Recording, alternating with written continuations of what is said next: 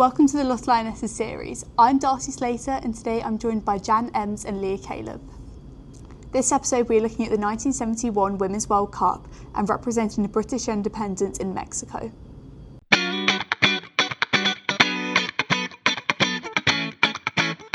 So, we've already spoken a little bit about how your parents felt, but they were, Harry and June back, they were basically your guardians at the competition. So were they happy with you going to them? Did they really know them? My parents didn't know Harry at all, but they trusted me, and they said, is it all? And I said yes, and they said fine. They'd never met Harry and June ever, and I don't think Harry even sort of wrote or telephoned them to say what was happening. My parents just said, okay, if you want to go, you got my blessing, our blessing. Go for it. It's an opportunity of a lifetime. We'd never even been abroad. Hadn't got a passport or anything. I don't think any of us had. So it was just too good of an opportunity to pass. And plus the fact that all I thought about was playing football. That's all I wanted to do was play football. So right, I'm going. So yeah. Your parents knew Harry and June. So, didn't they? well, they'd met Harry and June. They'd certainly met June. Harry might have been with June, but I can't remember. So they certainly talked it over with June. And I think Harry might have come, but it wasn't, I don't know, just didn't faze them. It was an opportunity. And of course it didn't affect school either, because it was August to September. So I actually missed one day, first day back at school. So in that respect, there was no worry about school. Would that have been different? Who knows? But no, they just... It was such a different society, if that's the right word, in those days. I mean, my mum and dad just said, Harry and June, they okay? I said, yeah, blah, blah, blah. And they said, okay. Now I think they'd be vetted, wouldn't they? And well, you couldn't do it. Well, you couldn't do it, not at 13. You couldn't do it. And the other side probably for my parents is I was born in Dublin. Oh. So my conundrum, I add another twist to the whole England thing, because I was born in Ireland. My parents are Ireland, and it's Southern Ireland. Did you have an Irish passport? I had an Irish passport. I still have an Irish passport, a European passport. And so we came here when I was 3. So I always say I'm very English-Irish, but I am, at the end of the day, I am Irish. So my parents had been here. I know this digresses, but it probably gives a bit of a lead into it. Again, I've thought about it. Both my parents came over to England in the war. So they were part of that. And then they went back to Ireland, at the end of the war. So travelling to them obviously didn't worry them. So for me, and my mum would have only been about 15 coming over. Because again, in those days, you did everything very young. So again, she wouldn't be fazed. And she obviously thought, well, nor will Leah be fazed. So how lucky was I? I always say, how blessed was I as a 13-year-old? Very few parents. Because again, Mo's parents, who I mentioned, wouldn't let her go, and Mo would have been 16.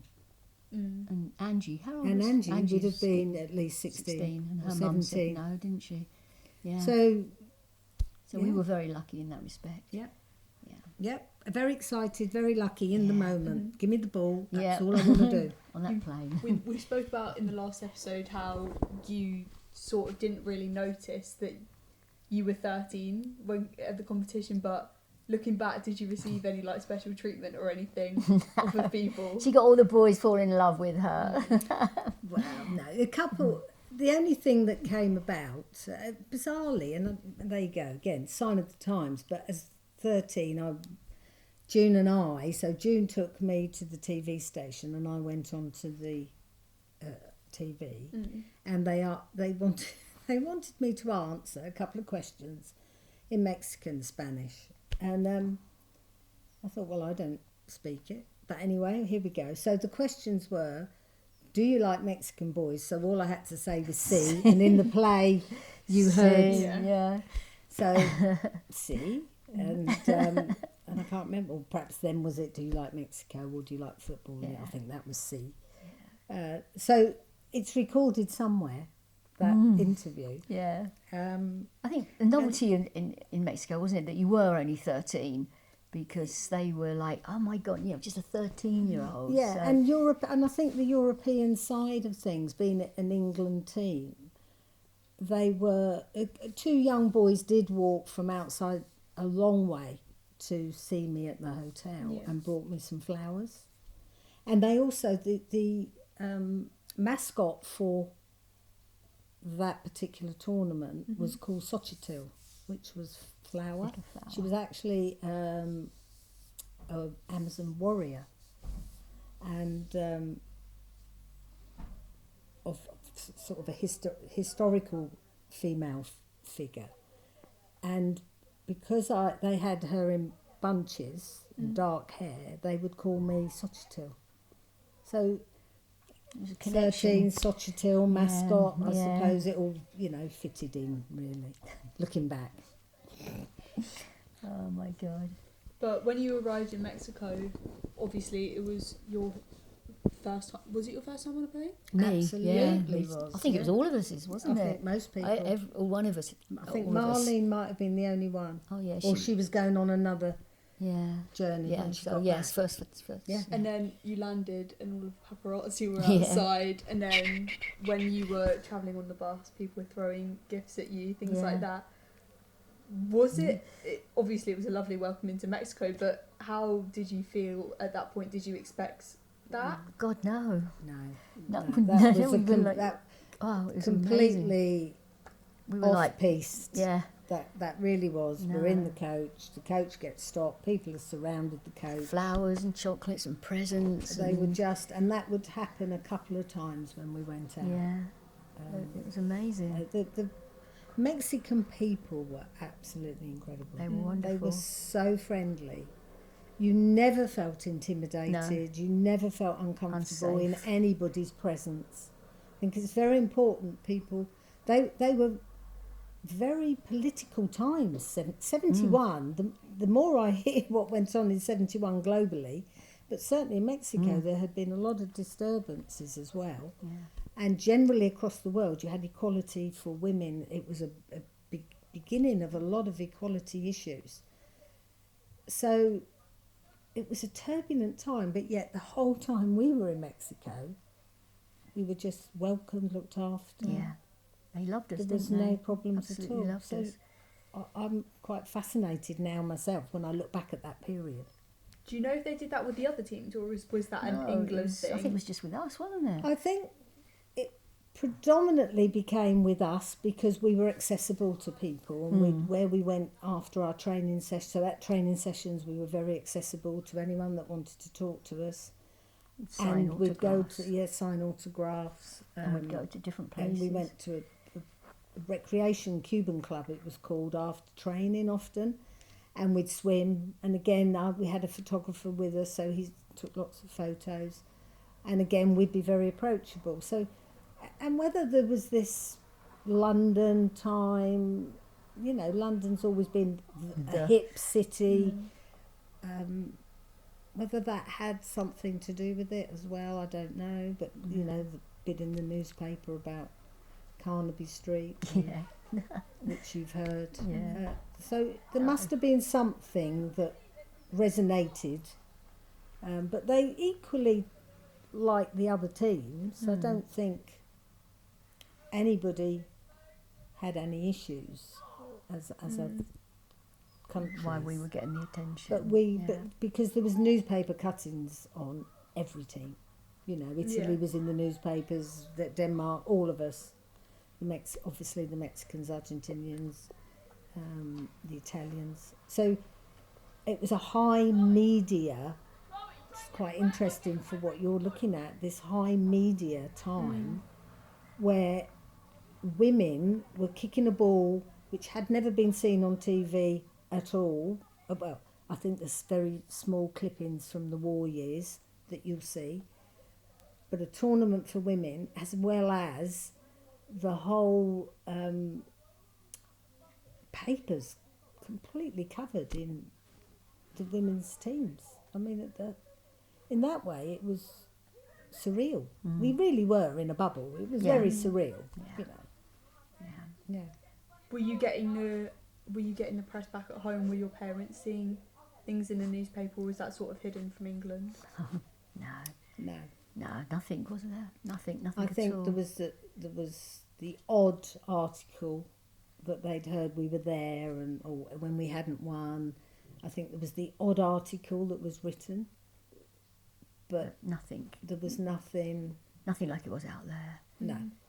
And it would scale. lean towards negative rather than positive. There were some positive bits, but a lot of it was negative press back home. But you said before you were 13, when you went out there and we've got the bag. You had, this was given to, because Martini Ross were the sponsors. Yeah, that's right.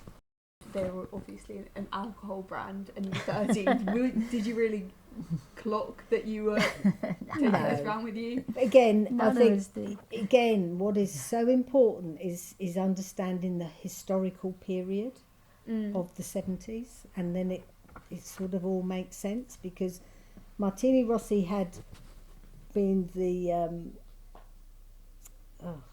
what's the word? Sponsor. That's it. Sponsor. It's gone. So Martini Rossi had been the sponsor for all through Harry's team. So 69, 70, 71, and they went out again a representative team. It was a different team as 72, and of course in Mexico, which we've since learnt, it was the media company in Mexico, along with some other drinks company, that also sponsored the tournament. So you did have branded drinks, plus it was the whole media, and that's now how we understand there to be so media coverage, because otherwise, well, there wouldn't have been. Yeah. So it really is a surreal. It's a balmy story, basically. It is like its own little fairy tale. Yeah, to be perfect. it is. It's Someone surreal. told me, I'd be going, really? Yeah, what? Really? Did that happen? Yeah. Would you expect it to happen now, where a 13-year-old was taking around a Martini Ross bag? No. And I think you are born of your time, and you have to embrace that time. And everyone will ask that question about, would you like to play now? Of course we would, because it'd be very different.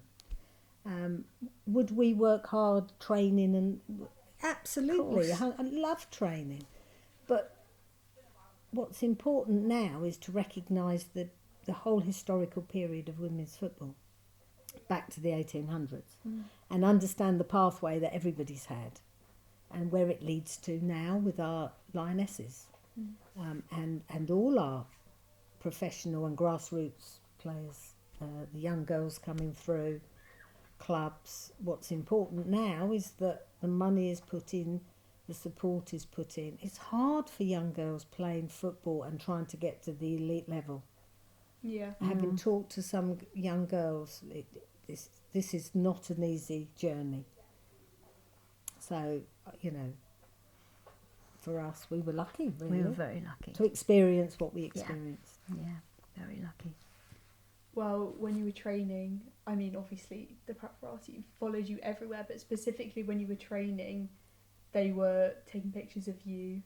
How did you feel about that? And did you feel like the men's team for a minute? Did you feel like you were, well, obviously you were the local celebrities, but...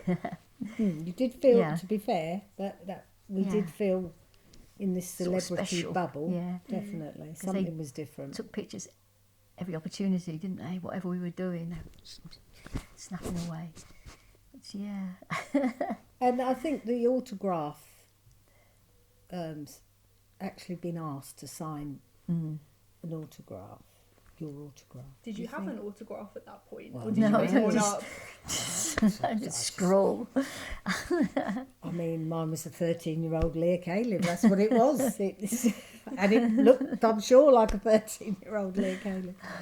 So, no, you're thinking, really? Yeah, So, you did it, but, you weren't really aware of The significance what it meant of to it. the person yeah. asking yeah. for it. Yeah. So I suppose, again, you took things in your stride because it was another world. It was an out-of-body experience, It was. really. It was surreal.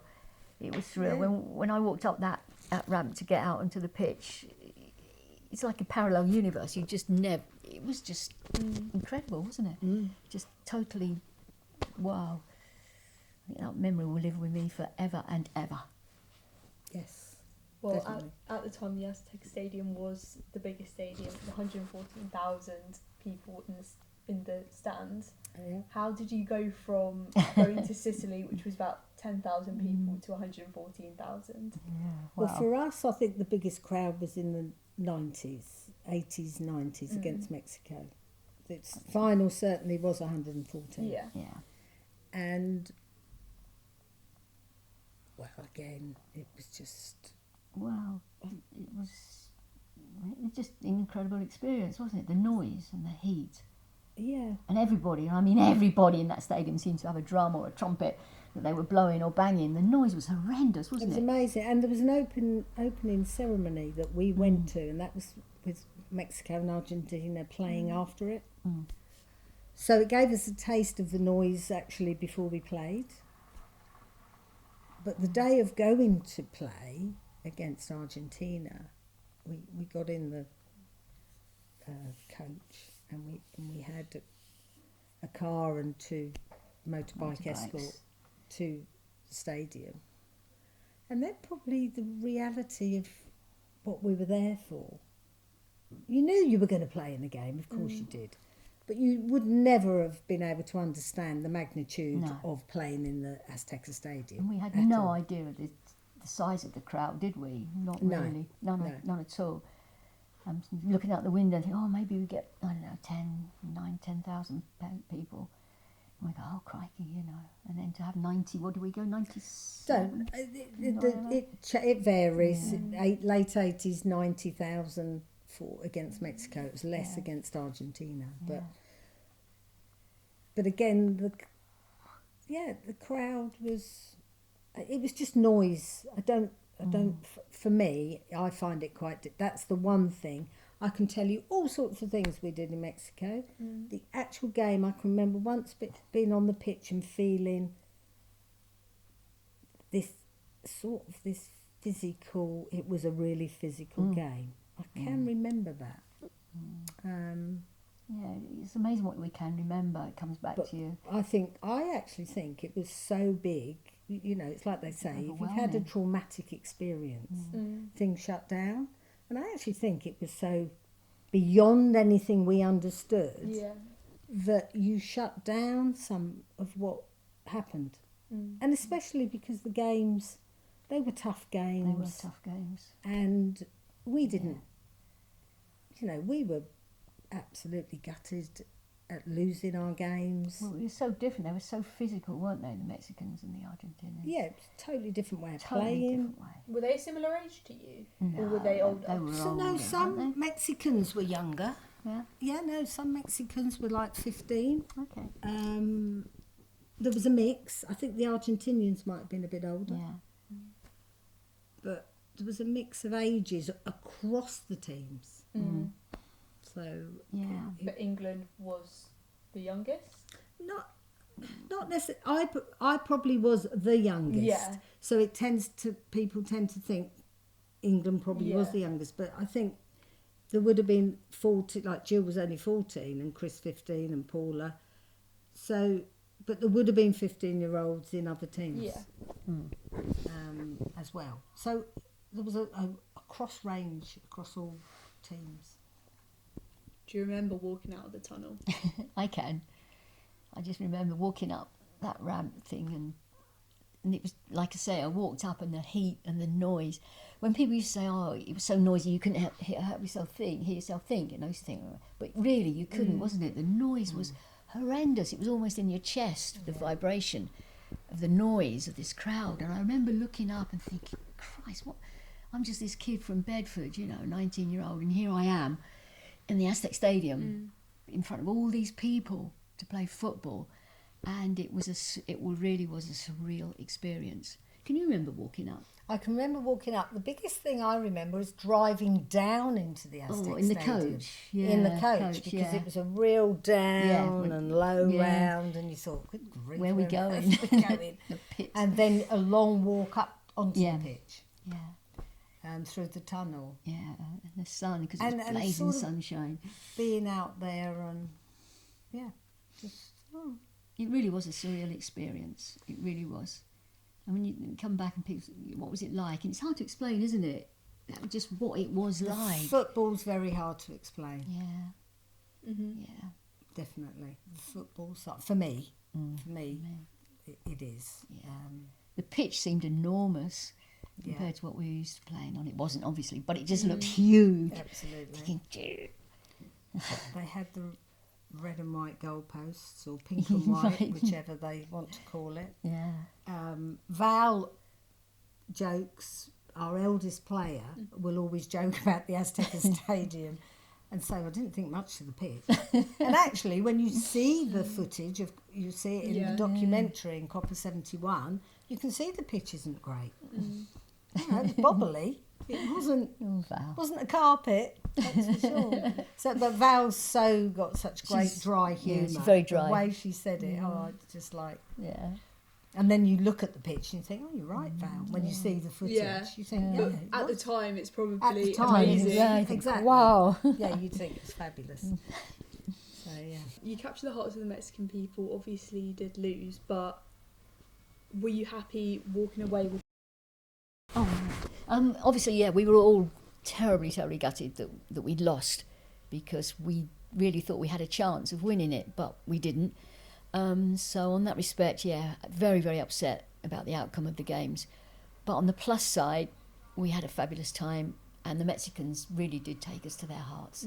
They loved us, and we got to see so many things and experience so much, and that was just amazing. And then to be asked to stay on an extra week or so to play another game, that was a bonus as well, wasn't it? Yeah, the tournament officials decided that for some reason they'd like us to stay on, and that was because of our relationship with the Mexican people. Popularity. And so then we played France and stayed and watched the final. So it was fabulous. And it was upsetting. In the letters I'd written back to my mum, I put how upset we all were, and that was after Argentina, and we had to beat Mexico, and that's in my letters to my mum and dad. So, and how upset we were. So, and the injuries that we were carrying, that was the other part of it. Without even We had such a knowing. small squad, didn't we? Well, of course, the other, again, back to history of the game, you couldn't just sub in. You only had one sub. Yeah, that's right. Yeah, So as Chris you went just on, didn't have... Yeah, 4 or 5 subs sitting on the bench. It No. didn't exist, did it? If someone got injured, you'd It sub. was hard luck, yeah. But only the one. How many people did end up going to Mexico There was 14 players. 14 for a squad players. of 11? For a Yeah, team of so 11, you had yeah. 3 spare. 3 spare, that's all. Then, because Carol and Yvonne ended up in plaster, didn't they? Yeah. Yeah. So it was quite touch and go. Yeah. But we managed, didn't we? Yeah, I mean, I suppose football side of things, we loved our training. As a team, we were united. Absolutely. Carol was a great captain. She was a strong leader, and she was a PTI as In the well, wasn't RAF, she? yeah. In the RAF, and so she trained us hard. And I have to say, I thank God that we actually, I know we lost, but from a fitness point of view, I think we did very well, because the heat we were playing with, Yeah. the altitude that we Yes. had to overcome. Yeah, people forget Mexico's 3,000 feet above sea level, so the air is exceptionally thin. Yeah. And to play 90 minutes flat out in the heat and thin air like that, we With one did sub. okay with one sub. Yeah. Yeah, so it was, I mean, I know it's the same for everybody as well, but certainly for us, It was. Yeah. I'm going. I can see it in my head now, the picture and everything's right up there. Yeah. Yeah. Well, that's good. It's weird. Okay. You mentioned before about writing your letters back to your mum. Mm. Do you ever look back at your letters and sort of think about what you were like at the competition? It's a nice reminder. I wrote a couple of letters back, which my mum kept, but I don't know where they are now. With how smooth everything gets lost, doesn't it? I can't remember, to be honest. I can't remember whether I looked back and thought, did I really write that? But it was weird because the letters would arrive back in England within 2 or 3 days because there was no, like I say, no emails or messages or mobile phones or anything like that. But you wrote quite profitably. This is the 13-year-old Leah. So I'd written 2 letters. One was quite long, and it was about us losing against Argentina. But I also, and Trudy, one of the players, absolutely, she was in stitches when I think she actually read part of it when I first met Trudy again after all these years. I had written what my room was like. So I had written as a 13-year-old, you're not going to believe this, I've got the room number, you know the room number. I had a sitting room, I had a desk, I had a balcony. I then went into the bedroom, and it was twin beds, and we had a wardrobe, and you think, well, you know, I don't mean we had furniture. It wasn't as if I wasn't, but obviously I hadn't stayed in a hotel before. No, none of us had. And certainly we weren't expecting our own suites area. Yeah. It wasn't just the bedroom. You did have a balcony, and you did have a suite where you could sit, and then you went in. Because we stayed in the same hotel as the men, didn't we, the previous year? They'd stayed in. Yeah. So it was a beautiful hotel. It really was. It was lovely. Hotel Royal Plaza. Yeah, I remember that. Royal Plaza. And of course we got to know the staff extremely well, and they really looked after us. Yeah, they loved us. So all that side, that emotional side, how lucky we were with people, and of course the mariachi bands. Yeah.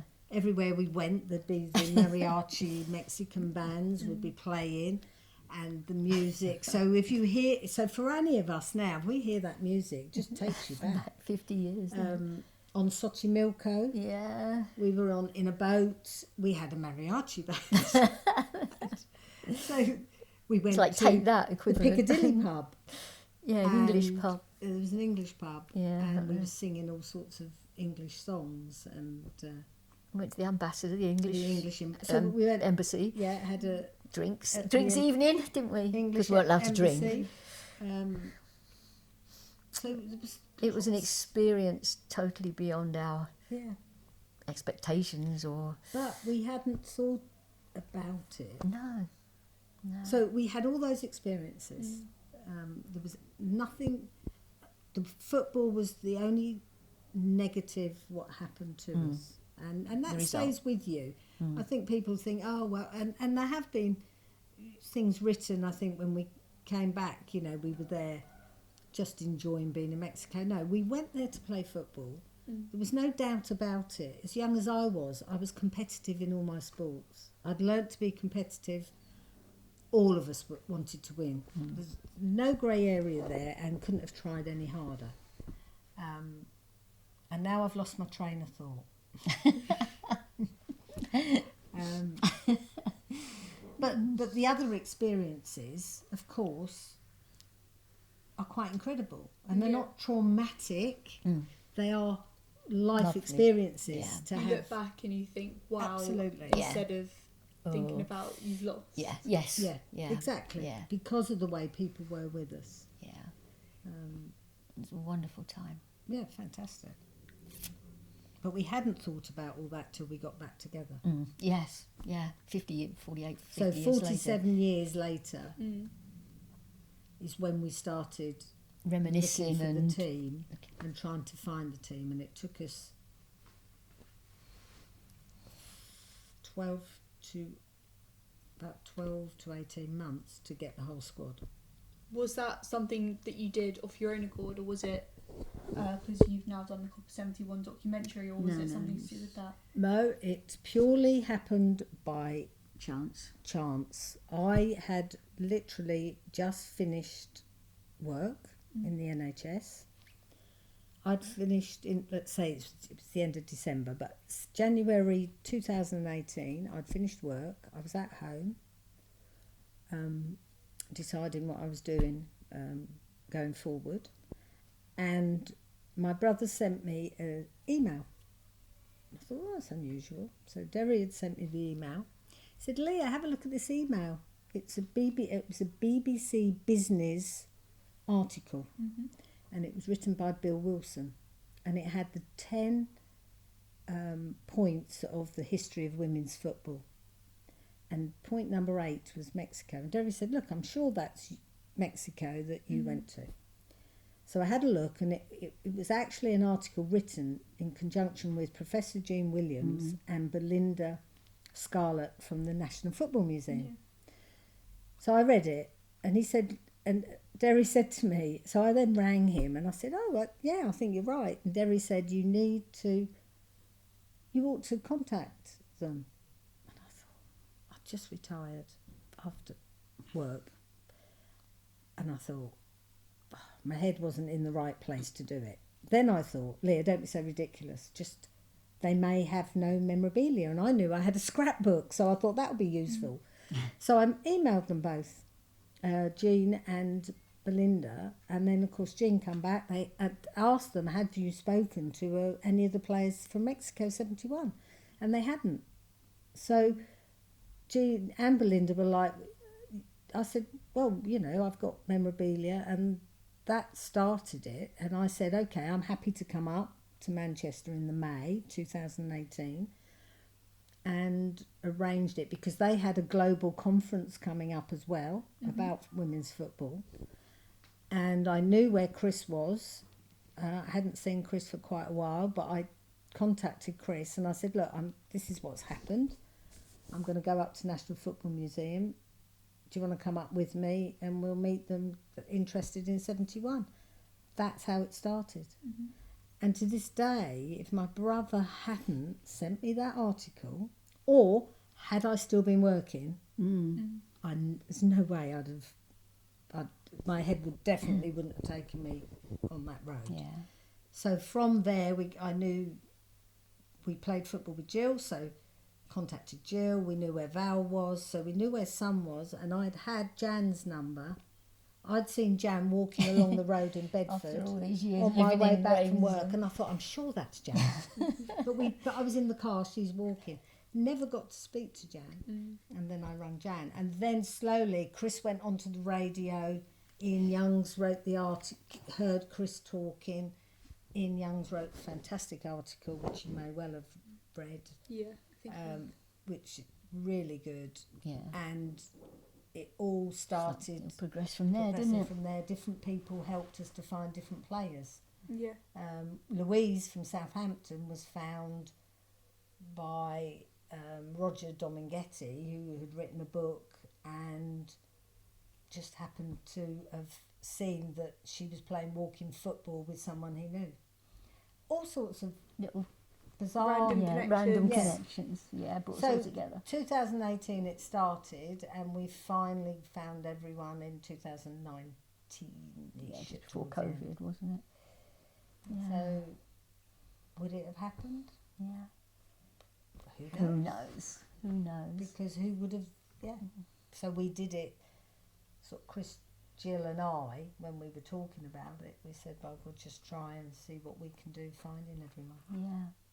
Yeah. And when we were approached about the COP71 documentary, because that is obviously a lot of people have watched that, and then that's been their way of finding the 1971 World Cup.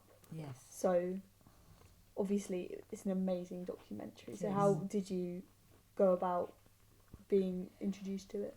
Well, they had, so again, Jean Williams had heard from New Black Films.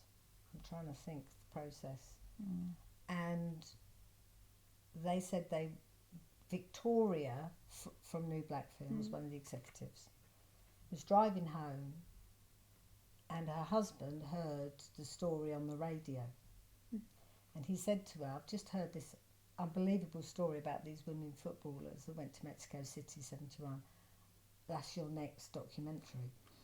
And she obviously investigated it. She talked to Jean. Jean spoke to me, and Chris and Jill. We've been in touch with Jean, and then we all chatted. We all got together on Zoom. We said that New Black Films are interested, and that set the ball rolling. And we met then with New Black Films, Chris, Jill and I, and talked things over with them about how strongly we felt that we'd love the documentary to be made, but we want it with integrity and honesty.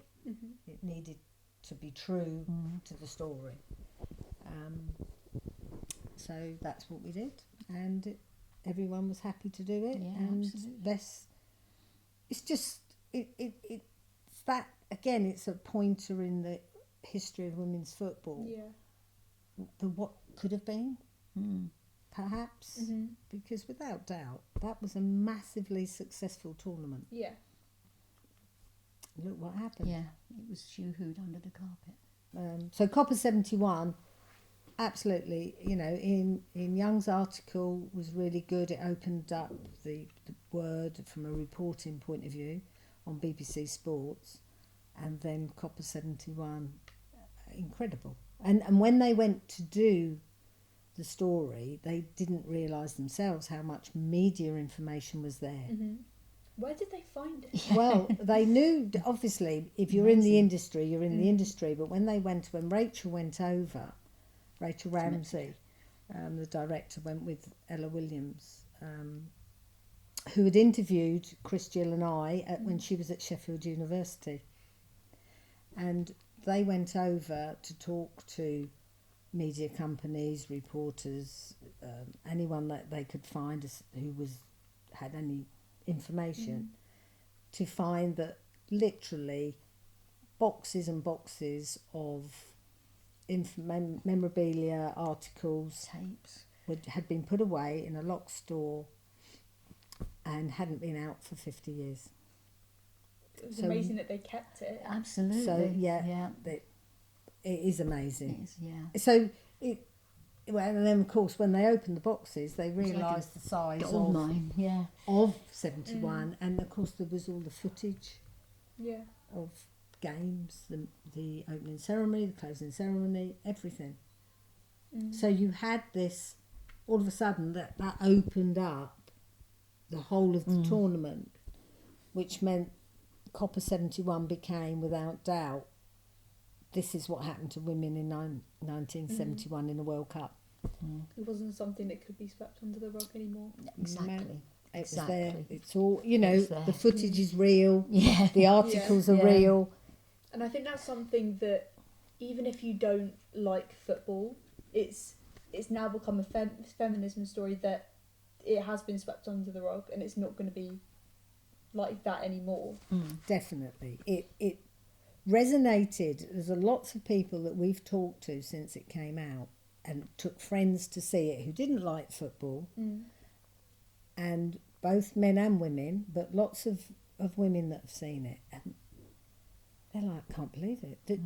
What's fascinating when they talk to you, they say, oh, there was tears, there was anger, there was frustration, there was empathy. The amount of people that it really resonated with is quite incredible. Yeah. And I've got to say, they did a great job. Yeah. And again, you know, we've got Serena and Venus Williams, who heard of the story being done in America because it was, what's the actor? You know, Will Smith. Will Smith's company that was making it Yeah. with New Black Films. And they actually heard about it, and they spoke to the media company, Will Smith's company, to say they wanted to support it. So that in itself says it all of what it brings to the table for women's sport. And Serena, you hear Serena speaking, Right but at the when you start. look at Serena and Venus's story, you can understand for them what they had to overcome, the obstacles, the hurdles, everything that was the racism. So it's very. I mean, for us, how privileged. I mean, I feel very privileged that they're part of it. Yeah. Yeah. So. Yeah. And I always say the genie's now. I say out of the bottle, but the genie's out of the lamp. Out And of there's the no bottle. way the genie's going back in, No way. which is lovely. Yeah, I mean, I've got 4 granddaughters, and when I used to say, I tell them, but they play football, they do, and I say, I wasn't allowed, and they can't believe it. They cannot believe that I wasn't allowed to play football. And so my granddaughters, this is just great that, like Jill's granddaughters, my granddaughters, if they want to play football, they can play football. Yeah. Whereas us lot, we would say, no, women don't play football, but they can, which is great. But also, your daughter is an Olympic Yes. badminton player. Yeah. So do you think you going to the competition has sort of like pushed her more into playing sport and pushed her to do well in her sport? Yeah, and I pushed her away from football, I must admit, and she will verify that, because I could see after the way we were treated, I couldn't see her, how she could make a living from playing football or anything like that, because we were swept under the carpet. So she went to badminton. We were both. The badminton hall is just there, actually, isn't it? Yeah. Just there. Yeah, That's where we next grew door. up. And and she was good at badminton. So I said, right, her competitiveness comes from me. Yeah. I hated losing, like Leah. We were very competitive. And I said, right, if you want to, you go for it. And she did, right from that age. She Well, said, you put a badminton racket yes. in her In those hand. days, there weren't junior rackets like Yeah. that now. So I got a normal sized racket, and I sawed, that's the right word, most of the handle off, and just Yeah. taped it up. So she got a racket about that big. And I took her down the club there, and I threw shuttlecocks and shuttlecocks and shuttlecocks to her, and she just hit them back, hit them back, hit them back. And that's how she progressed. So she has that competitive spirit from me. But I knew it wouldn't be football. Yeah. So I said, right, it's tennis. She was a very good javelin player, for example, and hockey. She was a really good hockey player. But she just said, right, badminton, and then I knew she could make a career and a living out of it. Whereas I knew if I pushed her towards football, no, there'd be nothing there for her. So yeah.